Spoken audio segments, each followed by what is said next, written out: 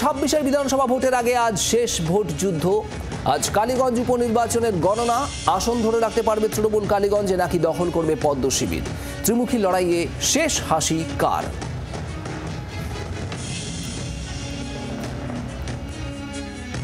গণনা শুরু হয়ে গিয়েছে সকাল থেকেই। আর প্রথম রাউন্ডে তৃণমূল কংগ্রেসে এগিয়ে। প্রথম রাউন্ডের শেষে দ্বিতীয় স্থানে রয়েছে বাম কংগ্রেস, তৃতীয় স্থানে নেমে গিয়েছেন বিজেপি প্রার্থী। বেশ কিছু রাউন্ড রয়েছে, তবে প্রথম রাউন্ডে এগিয়ে গিয়েছেন তৃণমূল কংগ্রেস প্রার্থী আলিফা আহমেদ। প্রাথমিক গণনায় 4545 ভোটে এগিয়ে তৃণমূল কংগ্রেস প্রার্থী।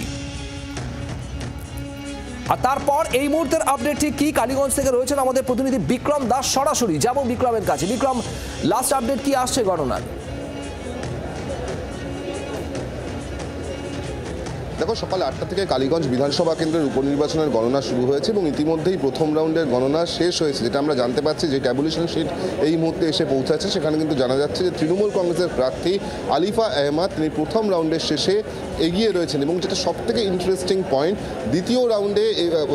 প্রথম রাউন্ডে দ্বিতীয় স্থানে রয়েছে বাম কংগ্রেসের জোট প্রার্থী কাবিলউদ্দিন শেখ, এবং তৃতীয় রাউন্ডে চলে গিয়েছে বিজেপি এবং সেখানে তাদের প্রার্থী আশিস ঘোষ। তিনি এই মুহূর্তে 1112টি মাত্র ভোট পেয়েছেন প্রথম রাউন্ডের শেষে। আপাততভাবে প্রথম রাউন্ডে যে পরিসংখ্যান পাচ্ছি, সেখানে বলা হচ্ছে তৃণমূল কংগ্রেস তারা 4545টি ভোট পেয়েছে, বাম কংগ্রেসের জোট তারা পেয়েছে 1830টি ভোট এবং বিজেপি প্রার্থী আশিস ঘোষ তিনি পেয়েছেন 1112 ভোট। তৃণমূল কংগ্রেস তারা প্রথম রাউন্ডের শেষে 2715 ভোটে এগিয়ে রয়েছে এবং এই মুহূর্তে দ্বিতীয় রাউন্ড এবং তৃতীয় রাউন্ডের কাউন্টিং চলছে।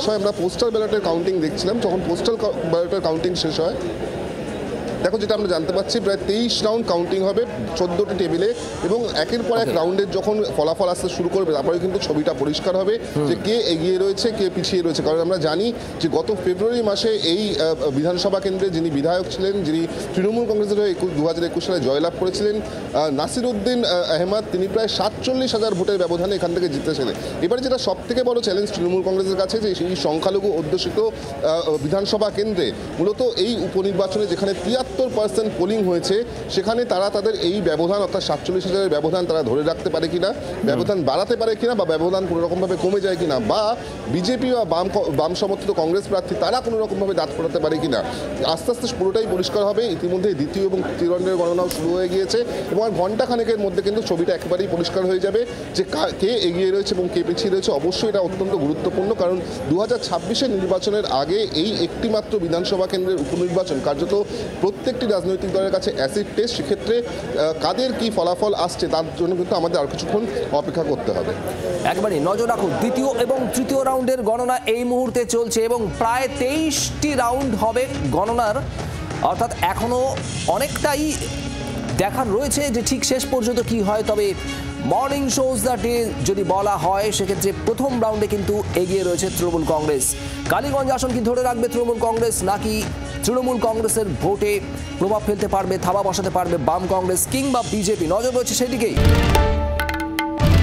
বাংলার আওয়াজ, বাঙালির আবেগ, জি 24 ঘন্টা।